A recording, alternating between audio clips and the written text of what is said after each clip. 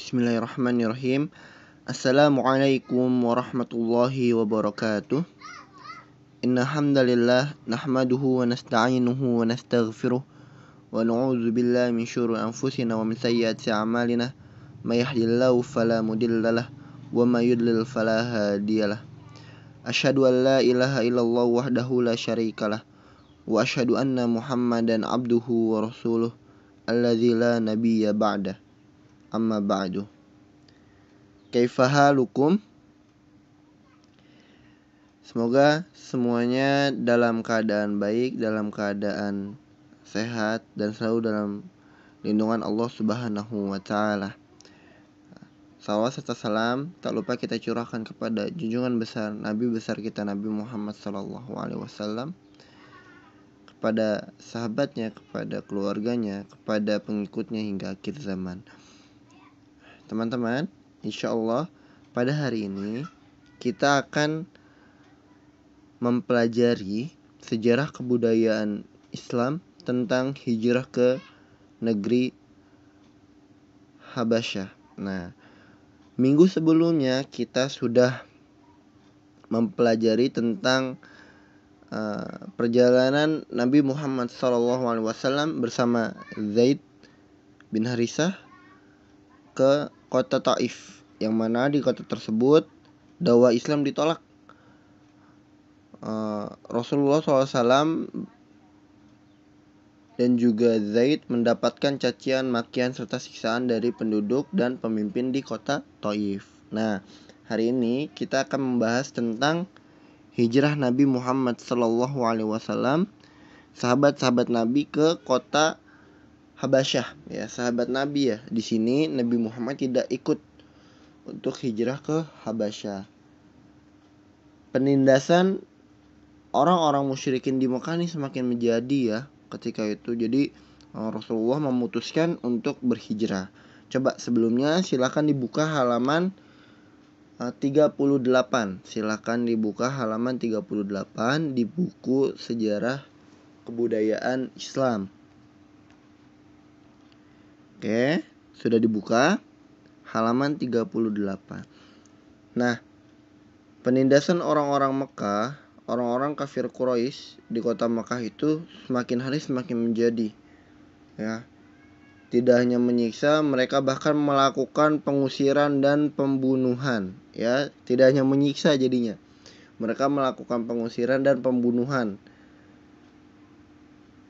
Nah, Rasulullah SAW berkata, setelah Rasulullah SAW melihat apa yang menimpa para sahabat dari siksaan, sementara beliau mendapatkan perlindungan dari Allah dan juga dari pamannya. Jadi Rasulullah mendapatkan perlindungan nih dari Allah juga dari pamannya.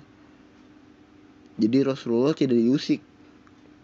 Dan beliau merasa tidak mampu memberikan perlindungan kepada mereka. Mereka ini adalah umat, ya, umat Islam di sana. Pada saat itulah beliau berkata kepada mereka, seandainya kalian pergi ke negeri Habasyah, karena negeri itu dipimpin oleh seorang raja yang tidak satupun dari rakyatnya yang terzolimi, dan bumi itu adalah bumi yang aman.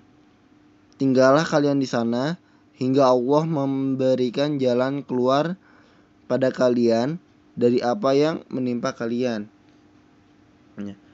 Habasyah adalah sebuah kota di benua Afrika. Nah, Habasyah ini sekarang dikenal dengan Ethiopia, ya, itu berada di benua Afrika.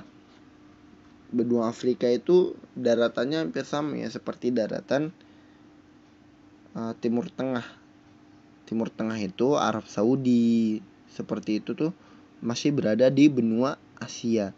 Nah, ketika itu Habasyah dipimpin oleh seorang raja yang adil dan bijaksana. Tidak ada orang yang dianiaya karena agama yang dianutnya. Habasyah benar-benar menjadi tempat yang aman dan nyaman untuk menjalankan ibadah. Akhirnya, sebagian kaum muslimin berangkat ke Habasyah agar dapat menyembah Allah tanpa mendapat gangguan dari kaum Quraisy Mekah. Hijrah ke Habasyah dilakukan 2 kali. Hijrah yang pertama dipimpin oleh Ja'far bin Abi Thalib. Nah, Ja'far bin Abi Thalib ini sepupu dari Nabi Muhammad SAW dan terdiri dari 11 orang pria serta 4 orang wanita. Di antaranya yang berhijrah itu adalah Utsman bin Affan radhiyallahu anhu bersama Ruqayyah putri Rasulullah sallallahu alaihi wasallam dan Abdurrahman bin Auf, Abu Hudzaifah, Utbah bin Rabi'ah bersama istrinya Sahlah binti Suhail binti Amr, Az-Zubair bin Awwam. Nah, Zubair bin Awwam juga ikut hijrah ya. Mus'ab bin Umair, Abu Salamah bin Abu Asad dan istrinya Ummu Salamah bin Abu Umayyah bin Al-Mughirah, Utsman bin Mazhun, Amir bin Rabi'ah dan istrinya Laila binti Abi Hatsmah radhiyallahu anhum. Nah, itu adalah sebagian di antara para sahabat yang ikut hijrah ke kota Habasyah. Pertama kali yang hijrah ke Habasyah. Ya, mereka hijrah keluar kota Makkah secara mengendap-endap, menghindari para penjagaan dari kaum kafir Quraisy. Nah, ketika mereka hijrah ke Habasyah, lalu pemimpin Quraisy itu mendengar tentang hijrahnya sebagian dari kaum muslimin ke negeri Habasyah. Orang musyrik Quraisy menjadi kesal. Mereka mengutus Amr bin As dan Abdullah bin Abi Rabi'ah untuk menemui Raja Najasyi. Nah, ini dia. Raja yang berada di negeri Habasyah bernama Raja Najasyi. Mereka membawa hadiah yang mahal. Nah, mereka membawa hadiah yang mahal untuk membujuk sang raja agar bersedia mengembalikan kaum muslimin. Jadi orang-orang kafir Quraisy ini berusaha untuk membujuk raja nih dengan harta-harta yang mereka bawa untuk Raja Najasyi. Mereka khawatir keamanan yang diberikan oleh Raja Najasyi akan semakin menguatkan kaum muslimin. Nah, kaum Quraisy itu takut kalau kaum muslimin ini kuat. Jika hal itu terjadi, maka masyarakat Arab akan terpengaruh untuk mengikuti atau untuk ikut masuk ke dalam agama Islam. Nah, jadi si orang-orang Quraisy ini nih ingin menyogok Raja Najasyi. Nah, budaya nyogok ini sudah ada dari zaman dulu. Dari Ibnu Umar radhiyallahu anhu, ia berkata, "La'ana Rasulullah sallallahu alaihi wasallam ar-rasiyya wal martasiyya." Rasulullah sallallahu alaihi wasallam melaknat orang yang memberikan suap dan yang menerima suap. Ya.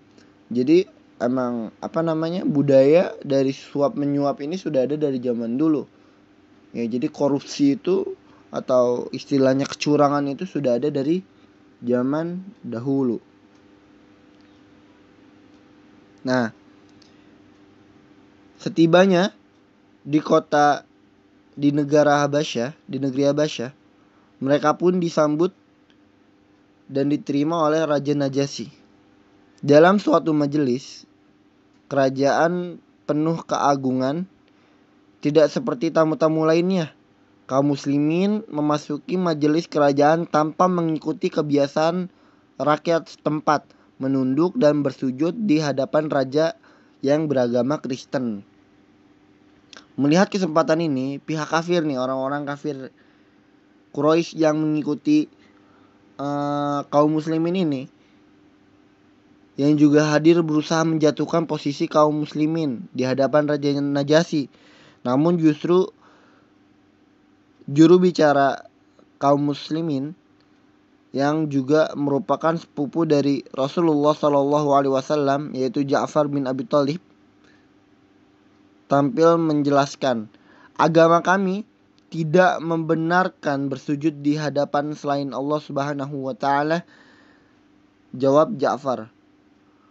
Ya, Ja'far ini sepupu dari Nabi Muhammad SAW atau kakak dari Ali bin Abi Thalib. Nah, lalu Raja Najasyi berkata, sampaikanlah kepadaku tentang ajaran yang dibawa Nabi kalian itu. Kata Raja Najasyi kepada rombongan kaum muslimin ketika itu. Lalu Ja'far bin Abi Thalib menjawab, baiklah.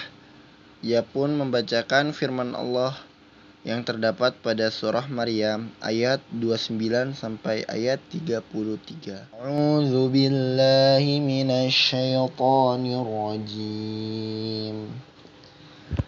فأشارت إليه قالوا كيف نكلم من كان في المهد صبيا قال إني عبد الله آتاني الكتاب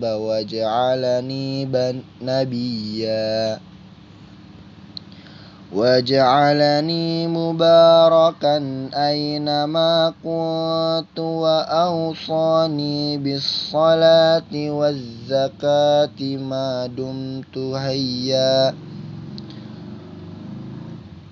وبرا بوالدتي ولم يجعلني جبارا شقيا والسلام علي يوم ولدت ويوم أموت ويوم أبعث حيا. Maka Maryam menunjuk kepada anak-anaknya. Orang-orang berkata, bagaimana kami akan berbicara dengan anak kecil yang masih di dalam buayan? Isa lalu berkata, aku ini adalah hamba Allah. Dia memberiku Alkitab, Injil, dan menjadikan aku seorang nabi. Dia menjadikan aku selalu diberkati di mana saja aku berada. Dia juga memerintahkanku untuk mendirikan salat, menunaikan zakat selama hidupku, dan berbakti kepada ibuku. Dan dia tidak menjadikan diriku seorang yang sombong lagi celaka. Semoga kesejahteraan selalu dilimpahkan kepadaku pada hari aku dilahirkan, pada hari aku meninggal, dan pada hari aku dibangkitkan hidup kembali. Mendengar surah Maryam ini, Raja Najasyi dan para pemuka istana langsung kaget. Ternyata Al-Quran membenarkan kandungan kitab Injil. Maka mereka berkata, yang dibicarakan itu pasti berasal dari sumber yang sama dengan yang dibaca oleh Nabi Isa. Raja Najasyi lalu berkata kepada kaum Quraisy, tuan-tuan, kami tidak akan menyerahkan mereka kepada tuan-tuan. Silahkan untuk tuan-tuan bawa pulang kembali hadiah ini. Nah, jadi Raja Najasyi menolak untuk memberikan kaum muslimin kepada kaum kafir Quraisy. Selama di Habasyah, kaum muslimin merasa aman dan tentram, baik dalam menjalankan ibadah maupun kehidupan sosialnya. Setelah sekian lama, terdengar berita bahwa kaum muslimin di Mekah sudah aman dari gangguan orang-orang Quraisy. Ya, beberapa di antara kaum muslimin yang hijrah memutuskan untuk kembali ke kota Mekah. Akan tetapi ketika mereka kembali ke Mekah, kenyataannya jauh berbeda. Kaum muslimin justru mengalami kekerasan yang lebih kejam dari sebelumnya. Mereka pun kembali lagi ke Habasyah. Hijrah yang kedua ini terdiri dari 80 orang pria. Mereka tinggal di Habasyah dengan damai hingga akhirnya mereka kembali lagi sesudah Nabi Muhammad SAW hijrah ke Madinah. Jadi dari Habasyah mereka hijrah ke Madinah. Insyaallah itu salah satu kemuliaan sahabat Nabi yang hijrah ke Habasyah. Hijrahnya 2 kali, sudah ke Habasyah lalu ke Madinah. Nah, mungkin itu saja yang dapat Ustaz sampaikan untuk hari ini. Tugasnya silakan kerjakan tugas evaluasi di halaman 42, pilihan ganda bagian A, B, dan bagian B. Oke. Mungkin saya cukupkan sampai sekian. Afwan atau apabila ada salah-salah kata. Tetap jaga kesehatan ya. Jangan lupa menggunakan masker ketika keluar rumah. Syukran, subhanakallahumma wa bihamdika asyhadu an la ilaha illa anta astaghfiruka wa atubu ilaik. Assalamualaikum warahmatullahi wabarakatuh.